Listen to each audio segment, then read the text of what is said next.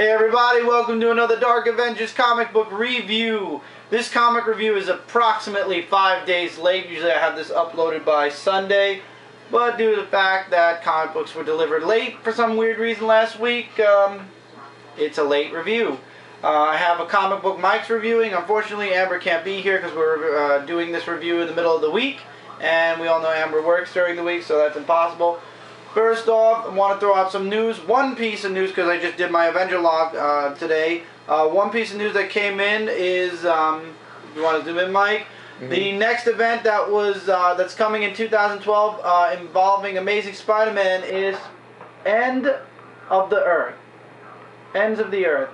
And from the looks of it, it looks like Doc Ock is going to be playing a major part in it. Good? Okay. You can see this on CBR.com. I saw the image today. It was like, very interesting. Not like I'm not getting it anyway because, yeah, it's Spider-Man. I collect Spider-Man. So, that's it for news. Also this week, picked up Batman Year One on DVD. It came out, I believe it came out last week on Tuesday. It either came out last week on Tuesday or this week on Tuesday. I believe it was this week on Tuesday. And Captain America and Green Lantern are on the way. I ordered them both together, so they'll probably come here in a composite box. So that's it. Comic book news-wise, I told you guys about stuff in my Avengers log, so let's not waste any more time. Mike, come sit down because you've got a comic this week. Hello, people. We are a week away from, well, not yet. I'll talk about that in the next review then. We'll talk about that on Saturday's review then. These comic books were released on the 12th. Thank you. If I didn't have, I swear, sometimes I need a calendar up. Well, these comic books were released. Have a drink of Pepsi and relax. Right. Take a break. A beer? Breather. Take a beer, huh? Now Anyway, I'm tongue twisted. Anyway, the comic books were released on October 12th. I almost said 15th, 2011. First off is Starborn number 11. I got the limited edition, they call this, not a variant. It is a variant though, cover. In this issue, Benjamin basically says that he's had enough. He's going to go talk to the aliens head on. He's going to he takes a ship and he heads towards the mothership, and he's going to he wants to stop them. He said, I'm not going to run. I'm not going to let the world get destroyed all because of me. I'm going to fight even if it's a suicide mission, and that's basically it. And there looks amazing. It's very nice. And there are cameos by both the Traveler and Soldier Zero, both on respective pages, and that's it. That's the only reason why they're on the cover. The cover is beautiful. It looks like it could be a poster, too. Actually. Exactly. Hey, if you guys want, Boom Studios, you want to make a poster? I'll buy this one. I would. Will do. Actually, put Soldier Zero in the middle and move Starborn. Ah, hell, I'll buy this one. I'd buy this. As long as it's good, then it's worth it. Definitely. I feel bad. This said to be continued, not to be concluded. Maybe this is going to go to issue 13? Who knows? I don't know. But it is ending soon, guys. Unfortunately, no, they said 12 was the end. I remember reading it. Never mind. This is the end. This is going to be over. This was a good series. It's too bad that it ended and the phone is ringing. So I don't know who's ringing the phone, but anyway, I would absolutely say check this series out. Sorry for the ring in the background. We do live in a house after all. Jumping into IDW, mine and your favorite group, the Ghostbusters. Number two. It was interesting. It's continuing along with the Paranormal, but the Paranormal, they're going after Slimer in the beginning of this, and the streams are not holding Slimer. He actually breaks free of the streams, by the way. Here's an advertisement for Star Trek and Legion of Superheroes, which I will get into. Oh, shoot, I forgot to mention something. I'll mention it when we get into DC Comics then. I forgot. Artwork's amazing. Egon and Ray are trying to figure out how to fix the streams so that they're stronger with the proton packs. There we go, the proton packs. Guy threatens to sue Ray because of the Stay Puft, and it turns out this guy's trying to bring Gozer back. And let's see if I can get a good picture of him. It's this guy, and the real, he's being possessed by one of the ghosts. I don't know if the camera sees it. There's no cameraman, but what can you do? And the Ghostbusters end up capturing another ghost while the guy who is possessed by, what's his name? Oh, wait. Well, like the quote, we be fast and they be slow. Right, they caught the ghost. What's this guy's name? And this is Jim Silver. The guy who's possessed is called Jim Silver. He brings to life one of the statues in Manhattan to draw Ray back onto the island, because he has to be on the island so that the new chosen one thingy could have, I don't know. Ray had to be on the island so that this way that's kind of weird. Like Ray was gonna almost be the chosen one in Ghostbusters 2 and the Vigo. Yeah, Vigo. Sorry. And now it's like Ray's like kind of. He's like the spiritual. Like he's the main beacon. Focus. Yeah. Yeah. It's just this is taking place right after the movies. It's good, but it's playing too much on the movies. I'm hoping that after, maybe it's just because of the first story. You know, they got to get the series off the ground. I'm hoping that once this first storyline is done, which hopefully will be in another 1 or 2 issues, maybe 3 the most, they'll move on to a different story that does not even remotely touch on, or well, every story might, but hopefully it won't use the movie so much as a backup, like something to, in other words, something to lean on. Hopefully it'll stand on its own 2 feet, because Ghostbusters definitely can stand on their own 2 feet. Infestation was proof of that, even though Stay Puft was technically in the Infestation comic. But what can you do? I would absolutely recommend this. This I would absolutely recommend as well. The artwork in both are pretty. This one's a little cartoony, but it's still good. This one was amazing. Now, 3 freebies this week that you can get in your comic book store for free. New Gen, New Dawn. It's part 1 of 5. It is free. It is a preview of New Gen graphic novel volume 1. Okay, hold it like that. There. I got this for Amber. I'm not really interested in this at all. So, yeah, just that. Throw that out there. Avenging Spider-Man Daily Bugle free preview. Has some nice artwork in there. A little background story. A couple of sketch pages. Really nice. Love the sketch pages. Love the sketch pages. I know the kids love the sketch pages because they get little colored pencils and mark everything in for you. But I would absolutely say check this out. It's the new Spider-Man series coming out in November. I'm going to be checking out at least the first issue. Then this is something I think you might be interested in too. You weren't there when I was filming my unboxing. Season 1 guide. There are previews to all 4 books. Fantastic Four, X-Men, Daredevil, and Spider-Man Season 1. All of them are going to be books, apparently, because that's what you can see in the picture. I'm probably picking up definitely X-Men and Spider-Man. If I have the extra money, I will be picking up Fantastic Four as well. But they're coming out next year. Yeah, they are. 2012. February, March, April, and May. Yeah. That's like 1 a month. So that's why I think they're books, because I think they're, what do you call it? That's why I'm just saying it looks like a long wait, but it'll get to it. I'm looking forward to it, especially because this year I'm ending the whole year out with the Batman Files, and Batman Noel is going to probably be the last graphic novel I get there. Now we're in Marvel, if you guys haven't noticed already, the big 2. First thing is first, FF number 10. We are in the 10th issue now of FF. And we're still on the exact same story. Oh no. Oh yeah. No, don't tell me. And there's no end in sight. No end in sight. It's still to be continued. Wait. You're saying there's still... Oh, God. So Spider-Man, Reed Richards, and Nathaniel Richards walk through this cosmic door, and the door takes you to where you're needed most.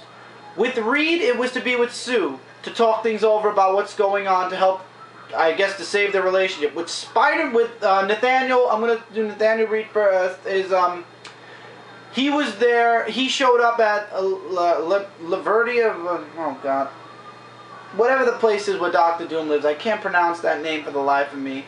But he shows up, and the Reed Richards from the other dimension says, "Oh, you're here to help Doctor Doom." And Nathaniel's like, "No, I don't think I'm here to help Doctor Doom. I think I'm here to help you." So there's a jump ship right there. I didn't like that guy from issue 1. He looked like an ass.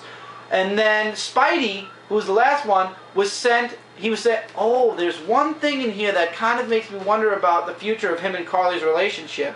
What? He says 3 things. He says, of all the places, I think when I went through that door, I kept saying over and over in my mind, I need to go to Tahiti. I need $1 million.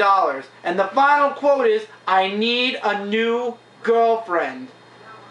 Now, in The Amazing Spider-Man, isn't he with Carly? Yeah. So why does he need a new girlfriend? Well, and they know he's Peter Parker. Well, think of it this way. He goes to Mary Jane, then he went to Gwen Stacy. No, you're not getting it. No, I know what I'm saying. It's like he goes from, you know... Unless this happened, and this did not happen before Big Time, because Big Time happened first, and then the FF story took over and Amazing.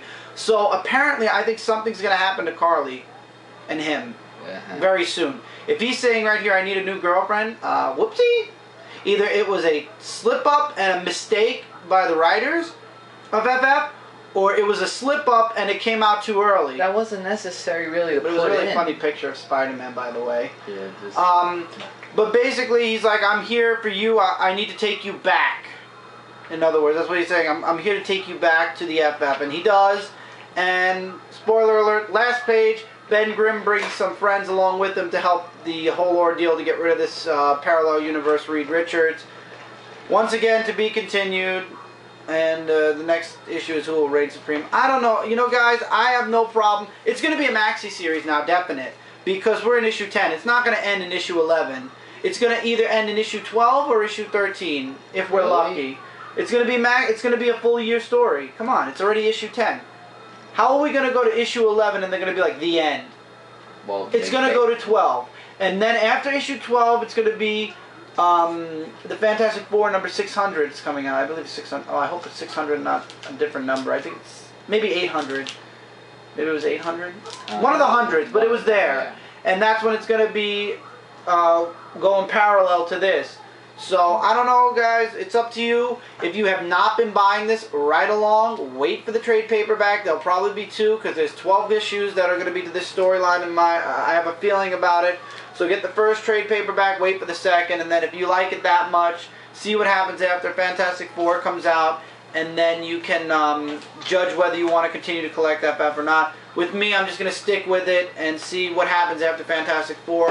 If Spidey leaves or anything like that, I'm probably dropping FF at least. I'll probably grab Fantastic Four for a little while, but if the stories are this long, I don't think I'll ever do that again. Well, if they repeat themselves. And now it's up to you, Mike. Your book. Yep. Got my Punisher shirt on, and that means it is the Punisher issue 4 from the last issue. I'm loving these covers. Yes, the cover. This one is actually pretty good, actually, than the others.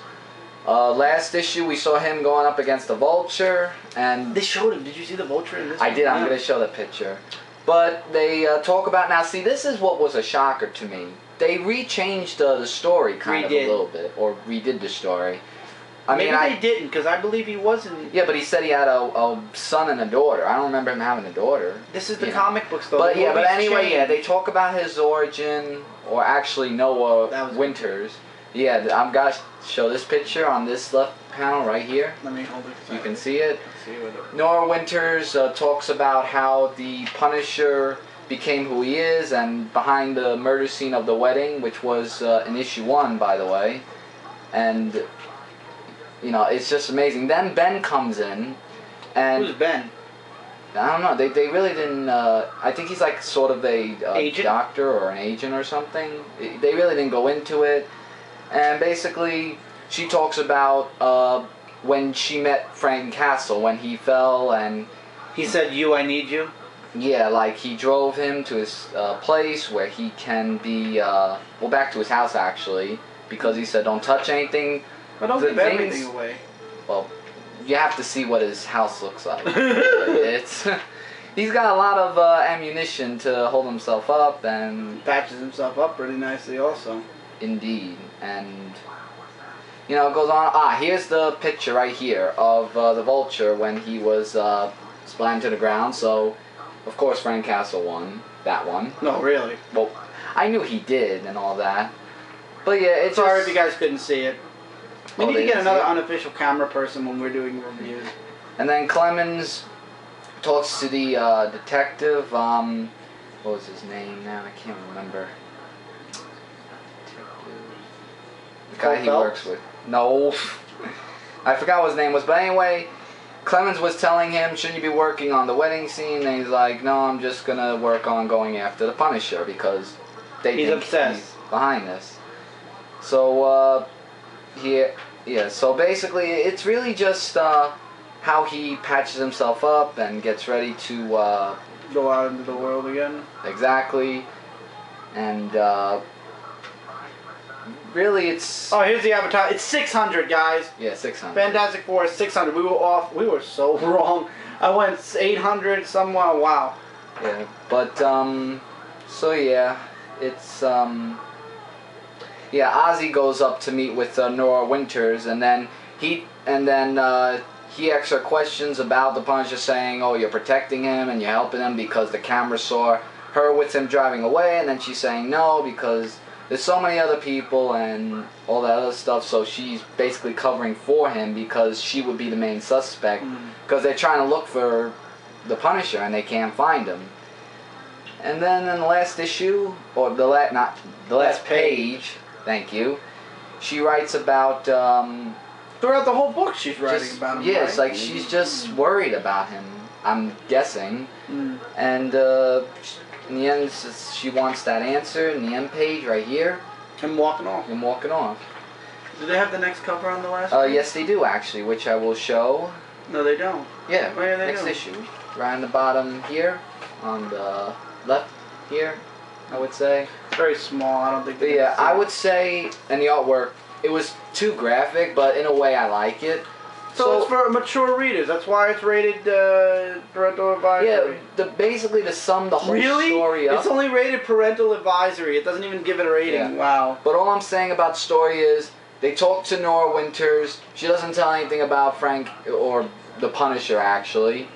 And you get an origin story, and then he patches himself up and goes out to a new adventure. Speaking of origin story, why don't you show him what my friend Sentinel's holding over there?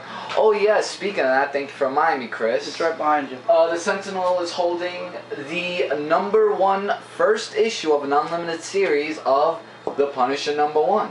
It's The Punisher #1, basically. First ever. Yeah, I just said that. But yeah, this is the first ever comic. I read it. It is very, very awesome. When I read it, and the cover is just amazing. I mean, him holding that gun, bazooka into the house. 1987, this book was made, but I have a feeling it might be a reprint because on the cover it actually says 1986 on the art. But then again, it could have been late '86, early in '87. You don't know. But Amber got this. I just wanted to thank her for getting me this. That's all I could say, really. It's Amber got me 2 What If books. I forgot to grab. I'll grab them and put them in the next review. But this is good, so I'm gonna let Sentinel hold him again. But for Punisher issue #4, absolute get. I am getting issue 5, and I'm gonna still wear this shirt. I'm glad I don't you're like the enjoying flame it. shirt, really. I like this one better. So then wear that one. What's the big deal? I'm gonna wear this. Okay, we're gonna go back to me now. Yep. And we are now in Uncanny X-Force 16. Speaking about long stories, we're in part 6 of this now. But you know what? It's so good that this is tolerable. Because first of all, X-Force before this had 2 other stories. So it is number 16, but the 10 issues before this, they were separate stories that led up to this. Except the first story did involve Kid Apocalypse, which kind of turned me off to the series, but then the following stories turned me back onto the series. Basically, long story short, everything goes to hell in this issue, literally. But Wolverine does wake up. And one thing I liked was what he did to Famine. I'm not going to show you guys, but this is what he did to Famine, so he can never play his drums again. Yikes. Yeah, I don't think Famine's playing his drums anytime soon. Warren is completely taken over by the apocalypse within him. Spoiler alert here, because this is where I'm going to tell you how everything goes. Wolverine, the odds are stacked up against him. Deadpool everybody's making it look like Deadpool died, which of course he didn't, because we all know Deadpool's going to die in Deadpool #50. Phantom X jumps ship and runs away, and we don't know what's going to happen to Psylocke, because that's on the last page, but basically it's just Wolverine against the Age of Apocalypse people right now. Even Deathlock is trapped. To be continued. Here's the next cover. That tells you anything. It looks like Psylocke is going to be under some type of control. And yeah, the series is holding strong. Deadpool's still funny, as funny as ever. Of course, he's got that Spider-Man kind of thing. Kind of wonder, they almost look alike.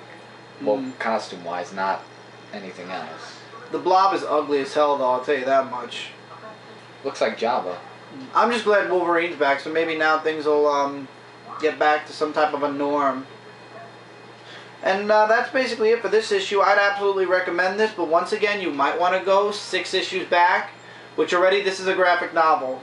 The 6 parts right here are a graphic novel. Unless they ended at 8, this will be trade paperback number 1, and then the next one will be trade paperback number 2. But I believe, if my predictions are correct, especially with the Regenesis going on, X-Force, this dark Angel Saga is going to end in about another 2 issues. Give or take. It's already been a half a year. I don't think they're going to push this much further. Well, we'll see how it goes. Daken, Dark Wolverine, number 15. Moon Knight guest stars here. And FBI agent Keel, she thought it was Daken. She could have sworn it was Daken. And it turns out it wasn't Daken. It was somebody pretending to be Daken all along. Spoiler there. And you don't find out until the last page who framed Daken. Daken is shot, but he's in like a catatonic state. And he's in his mind, he's dreaming all these things, and he's in his little dream world, and the artwork is kind of weird in the dream world. Well, every dream world's always No, but weird. I mean, it's psychedelic weird. It's like not even funny psychedelic weird. I mean, you can see the pages for yourself. I don't have to say anything. But Daken does wake up, and he's like, I'm looking for revenge, or what exactly was he saying? Kind of sounds familiar, don't you? Oh, he has an idea of who's playing him for a fool. He's like, I'm nobody's fool. And I think I know who this person who's playing me for a fool is. He walks off. Moon Knight finds out who the person is. And huge spoiler. So if you don't want to know who it is, fast forward through past the next 5 seconds. It is Marcus Rustin. That's right. And if you followed my fingers, that's it. I gave the name. I won't do it again. To be continued or concluded. I believe it's to be concluded because it doesn't even say to be. It says next. The pride comes before the fall. So it's continued. It's continued, but I don't know if it's going to be the end. I'm looking forward to it. I think Daken's going to kill this person, and that's going to be the end of this storyline. Go into the next one. Yeah. Pretty good. The artwork's 50-50, but the story itself is alright. It's alright. I liked the story before this a little bit better. This one I'm 50-50 on, but what can you do? You know, there's going to be some hits and some misses. This one's not exactly a miss, but at the same time, it's not a home run either. New Avengers. The next 3 books from Marvel were all home runs.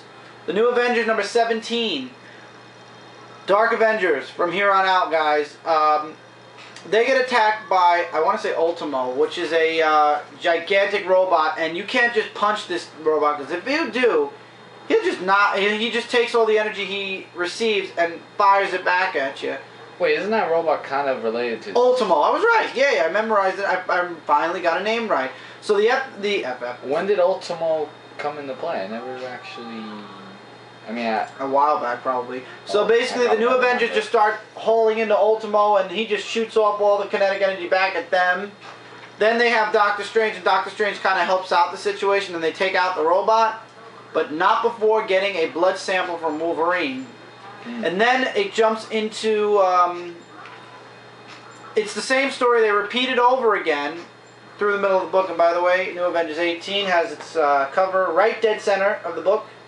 Then it jumps somewhere else where Norman Osborn is.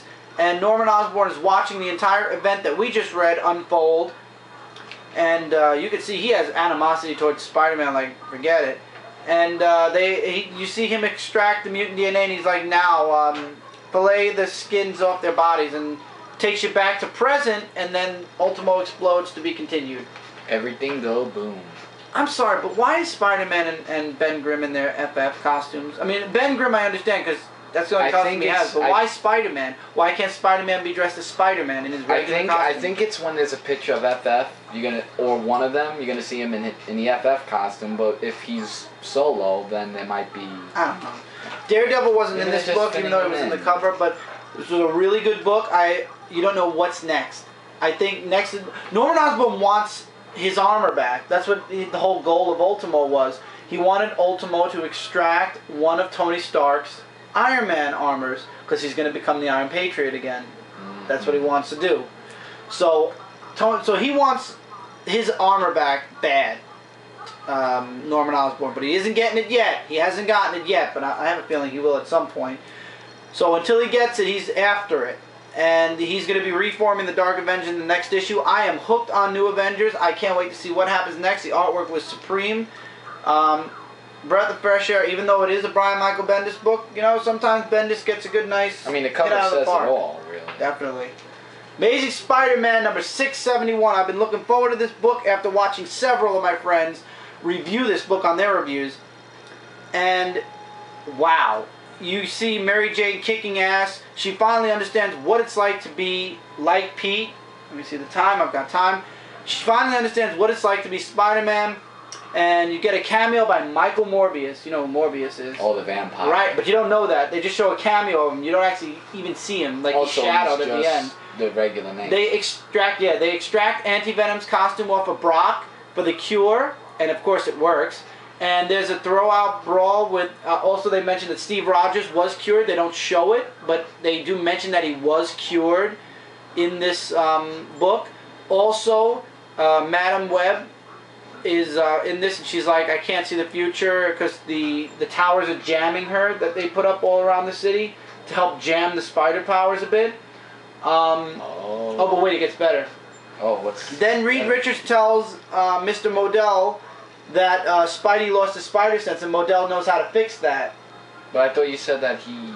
I will, I'll tell you. Oh. So he changes the frequency on the towers to give Spidey back his spider sense.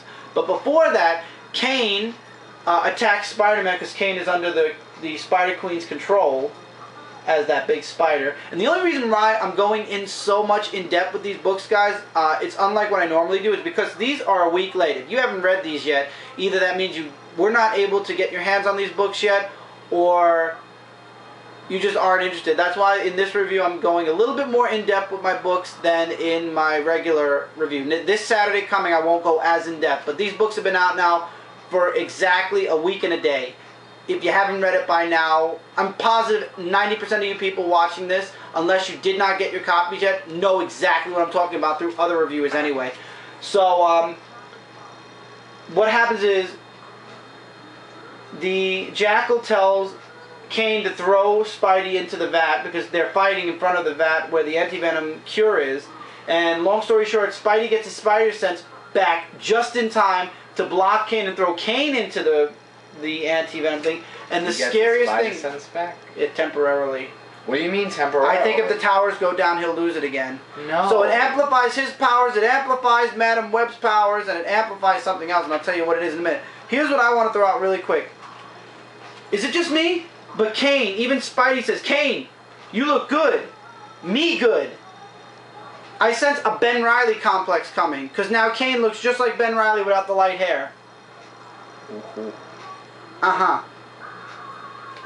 And basically, the Spider Queen also gets her powers to be concluded, and Madam Web says, because I interfered, I've doomed us all, because Madam Web is the one that went to Reed Richards and said, you got to take those towers down, you're messing with me, and I can't deal with it. And yeah, to be concluded in Spider-Man 672. Looking forward to it. We're at 28 minutes on the dot, Mike. I will go behind the camera. Okay, so we'll be back with the last book from Marvel. We're jumping into DC in the next part, so stay tuned, guys. I'll see you in the next part. Absolutely check this out. Artwork was awesome, and so was the story. The story's going really, really strong and really, really awesome. See you guys in the next part.